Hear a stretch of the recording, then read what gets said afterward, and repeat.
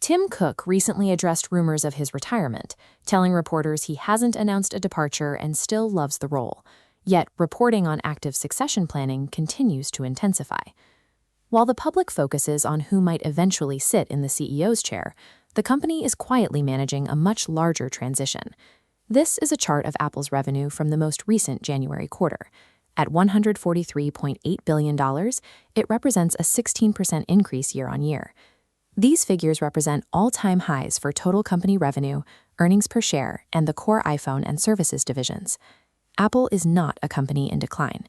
It is operating from a position of historic financial power, even as it enters a period of unprecedented internal movement. Fortune described the current wave of departures as the biggest leadership shakeup the company has seen since the death of Steve Jobs. Senior executives are leaving across multiple functions, including operations, design, and product marketing. John Ternus, the senior VP of firmware engineering, has emerged as the leading internal candidate to succeed Cook.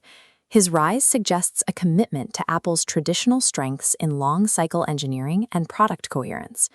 Having the capital and the candidates to replace a leader is one thing, but as the architects of the last decade depart, Apple faces a sudden, widening gap in its long-term strategic purpose. To understand the scale of what is changing, we have to look at the operational logic that defined the Cook era. Every major corporation operates on a specific set of underlying assumptions, the corporate DNA that guides every decision. Tim Cook's era has been defined by extreme operational discipline, the expansion of the services ecosystem, and a focus on careful, deliberate execution. For years, Apple benefited from staying above the rapid experimental fads of Silicon Valley, using its steadiness as a competitive weapon. While this closed ecosystem logic generated trillions in value, it is now reaching its limit against an environment that demands speed over deliberation. In the AI era, the market prioritizes rapid iteration, open experimentation, and the willingness to take risks in public. Apple's legendary caution is starting to look like hesitation, and the company is already moving to adjust its internal strategy.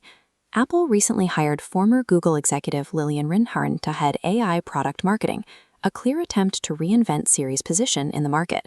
Reports also suggest the company is considering opening Siri to rival AI services like Gemini and Claude, a move that would break years of precedent regarding its closed ecosystem.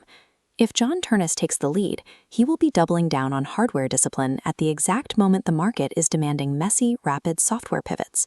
This friction between two opposing corporate identities has left Apple's future direction unclear to investors. The next CEO's primary task won't be to maintain the current machine. It will be to write a new operational playbook. There is no doubt Apple will continue to produce high-quality hardware. It has the manufacturing and supply chain expertise to survive any leadership transition. But the market is looking for more than survival. It needs proof that Apple has a clear sense of what it wants to be in a world where hardware is no longer the primary differentiator. Releasing new gadgets will not be enough to sustain dominance without a unifying strategic identity that justifies their existence in an AI-first economy.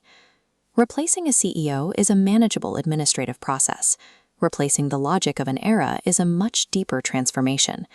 The strongest organizations do more than swap leaders.